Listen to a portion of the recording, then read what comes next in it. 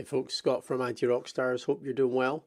In this episode, we're going to be talking a little bit about one of the questions that our members has asked us when they came and joined us here at IT Rockstars, and it's going to be pertinent to you if you run an IT business or a managed service provider business or even cybersecurity. This is going to be of value to you, this question. So I'll kick it off here. I'm not going to beat around the bush. The question is direct mailing offers still a good idea? Big question mark at the end of that. And you know, direct mail, sending things out in the mail, sending things out in the post, is that actually a good idea? Does it still work? First thing that I would say about direct mail is that it's a really good way to warm up cold prospects and also communicate with existing customers. What I mean, I'll cover both of these separately, but the first thing,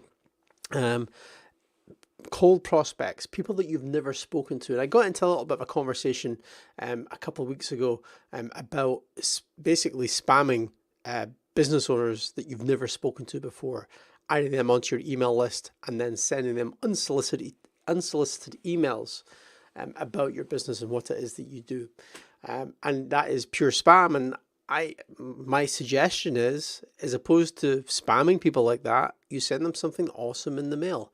If you have a really good newsletter, you know, like the one that we provide our members at IT Rockstars, or some sort of, you know, I'll use the terminology here, a shock and awe, something that is going to really impress that completely cold contact and leave a lasting memory of what it is that you do, what it is that your business stands for, what's your why in your business. That is going to go a long way in regards to warming up a prospect. And there are some really interesting things that you can do now with direct mail. You can integrate it with your email marketing platform or your lead generation platform, what it might be. And if you have someone that fills out, say, for example, a lead form on your website or inquires for some information, you can actually set up a sequence of direct mails that go out to that prospect, that potential customer, and it's automated through an API to a back-end fulfillment center. So you're not the one licking the envelopes, stuffing the envelopes, and licking the stamps. It's all done automatically. And in this day and age, when it comes to emails, everyone is in agreement we get too much of the stuff.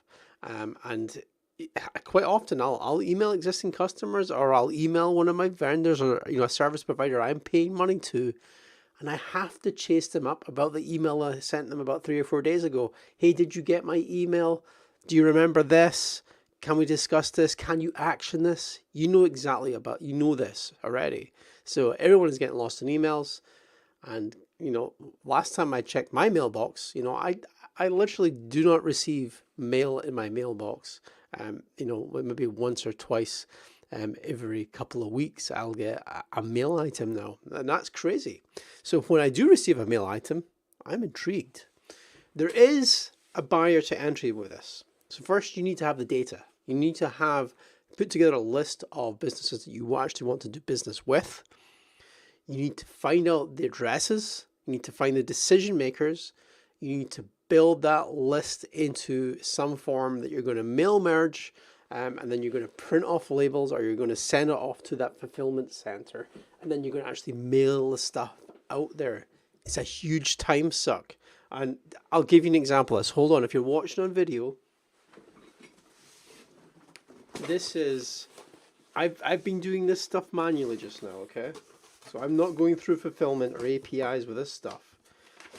And the reason for that is because I haven't found anyone that does our newsletters that can mail these. So this is our November newsletter. I got 250 of these printed off. Pretty cool, eh? I'll open it up. And if you're listening on the podcast, what you can see here is basically our newsletter. So I got all that printed off, got it designed. It's all ready to go. But guess what? As I record this video, we're now at the end of November. And I'm like, shucks. These newsletters are going to be late. People are going to receive these newsletters on a date in November, and they're going to get them in December.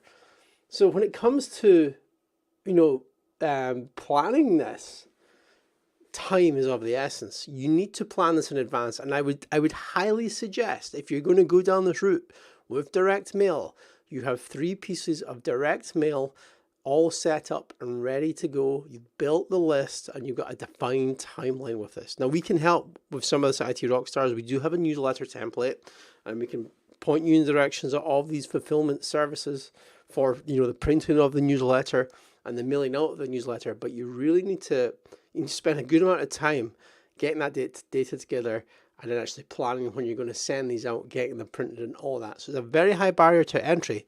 Saying that though, as I say, this will warm up prospects, but you need a follow-up process. You can't just expect to send out newsletters and then immediately receive phone calls going, "Hey Scott, I need your service." It doesn't work like that. You're going to need that pre-sales pipeline. Again, this is something we show you at IT Rockstars, how to build out a pre-sales pipeline in a CRM that you can manage or one of your team members can manage, so that you're following up with these prospects. So the last thing I will say about direct mail is existing customers. They love this stuff, I can assure you. And that's the main reason we got these 250 printed off here that we've got, is because the majority of our members, I know for a fact, are going to love this stuff. They don't have time to check our emails, just like your clients don't have time to check your emails. But we've got things like, let me give you an example here. We've got a timeline of all the dates in the diary for IT Rockstars members. So we've actually got what I'm up to over the next month. And again, it's out of date because it's got November here. So when people receive this, it's all the November dates. But we've also got welcoming our newest members here. So just little touches like that. You know, what's your business up to? You know, and I'll go into this in more detail, actually, how to structure a newsletter, because it's, you know, I'm not an expert in this, but I have consumed a lot of content to show you actually how to structure a newsletter. One of the main things with it is, do not have it all 100% focused on what it is that you do. You have to have about 80%, 75% has to be non-relevant. Sounds crazy, but true. And you can see that in the example that I've got here. Anyway, I'm going to leave it there for today. I appreciate the question that's come in. And yeah, I'll see you in the next episode. Take it easy.